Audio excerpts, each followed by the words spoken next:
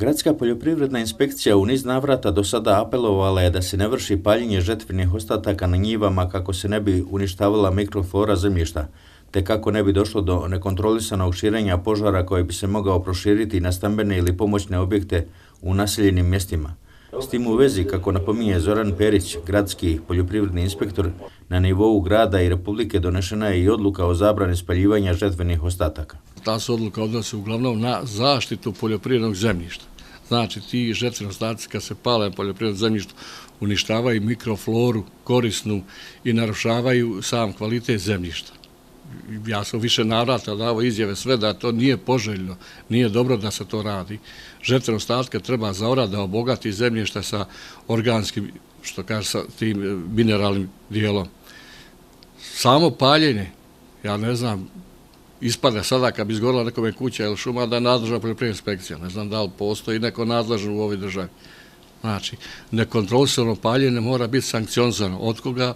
Ne znam. Perić ističe da sad nadomak proljeća nema površina pod žetvenim ostacima, te da se pale uglavnom živice, međe i suvo granje.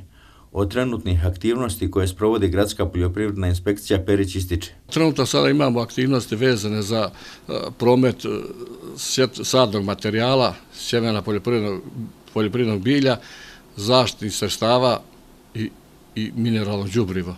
To smo dobili mi zajedno sa Republičkom inspekcijom, dobili smo i raspored po apotekama koje će ko kontrole da obavlja i one se rade kontinuirano u svim apotekama trenutno. Imamo 8 republičkih, nas 10 inspektora, svaki dan su na terenu i svaki dan su u apotekama radi zaštite kvaliteta i sjemena i sredstava, sve da bi naši potrošači kupili što kvalitetnije proizvode. Tokom marta i aprila mjeseca krenut će hemijsko tretiranje usjeva pod pšenicom i kukuruzom, tako da Perić već sada apeluje na sve poljoprivrednike da savjesno odlažu ambalažu kako se ne bi narušio ekološki biodiverzitet semberije. Ja apelujem u ovom slučaju da svaka boca koja se isprazni, da se nije nju teško donijeti kući i ubaciti u kontejner, da se odloži, da se ne baca po njivama i po međama i po kanalima. Jer ipak je to štetno i škodljivo i za zemljište, pogotovo za vodu koju mi imamo kvalitetnu semberiju, a treba se ponositi sa svojom vodom.